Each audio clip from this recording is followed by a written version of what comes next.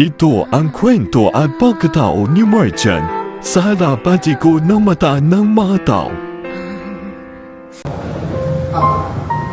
Hindi lahat ng bida matalino. Hindi lahat ng bida mayaman. Ang bida sa kwento ay yung walang pamasahe pero ay bakit na pangarap.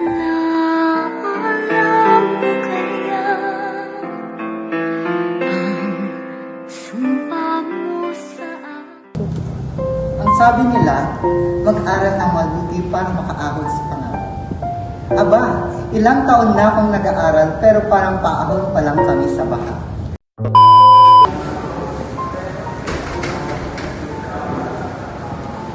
Ako si Marjan Gomez. Tawagin niyo na lamang akong sa pangalan, MJ. At ito ang aking kwento. So, ang pinaka-favorite kong food is yung fried chicken at chicken curry. At ang favorite color ko naman is black and white. Sa mga hobbies ko naman is yung panonood ng movies, pagta-travel at pag-fashion style ng mga damit. Ganun. Ang ginagawa ko is alimbawa, next day pa lang yung event, nagkikreate na ako sa sarili ko ng mga gantong outfit, ganyan. Yun. Nung elementary din ako, ever since nung bata ako, sumasali na ako sa mga pageants, ganon. Dahil dun ko na-express yung sarili ko. Sumasali ako sa mga iba't ibang pageant to show yung kagustuhan ko sa fashion, dahil gusto ko talaga nasa stage at may pakita ang sarili ko, and masaya naman ako sa mga experience na naranasan ko, and doon ko rin na-express yung hilig ko sa fashion.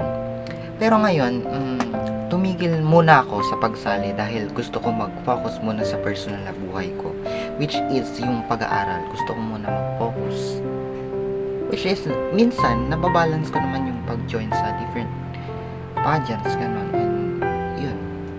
Hindi naman every year ako sumasali. Gano'n.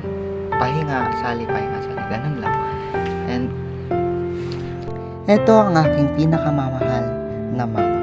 Isang single parent na tumayong ama at ina sa aming pamilya. Simula pa lang noong nag-aaral ako, siya na ang nagsakripisyo at nagsumikap para mibigay ang lahat ng pangailangan namin. Dahil ako ang bunso at huling braha ng pamilya, malaki ang expectations nila sa akin. Minsan, nakaka-pressure, pero yun din ang nagbigay sa akin ng lakas para magsumikap at suklian ang lahat ng sakripisyo ni mama. Sa paglalakbay ko, naging malaking bahagi rin ang mga kaibigan ko. May mga kaibigan ako noon na hanggang ngayon ay kasama ko pa rin. At ngayong college, nadagdagan pa sila. Sila ang naging sandalan ko sa mga panahon na nahihirapan ako at naging dahilan para maging masaya ang college life ko. Patuloy lang akong lalaban para sa mga pangarap ko, hindi lang para sa sarili ko, kundi para kay mama, sa pamilya ko, at sa lahat ng taong naniniwala sa akin.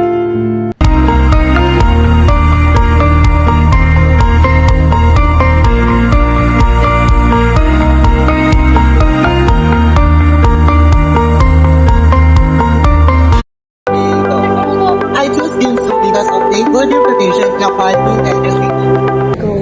I choose College of Education because I want to be there for students, help students find their voice, build confidence, and open more opportunities in their future. Why do you choose BPT Ed program? I choose the BPT program because I believe this is the best path towards my dreams of becoming a teacher. I have always enjoyed learning practical skills and sharing what I know with others. What made me excited about this course? It is that combines hands-on learning with teachings, allowing me to develop both technical knowledge and my teaching abilities. I know that BPT will prepare me to become a skilled, creative, and effective educator. After graduating from Dinsu, I want to work with teachers while pursuing master's degree to expand my knowledge and becoming effective in my field. When I was younger, I dreamed to become a nurse because I wanted to help people. As I grow older, I realized that my true passion is teaching. And now, I am determined to becoming teachers who make a lasting impact on the lives of my students. So, yun lang. Bye! Ngayon, bukas, at magpakailanman. Kailanman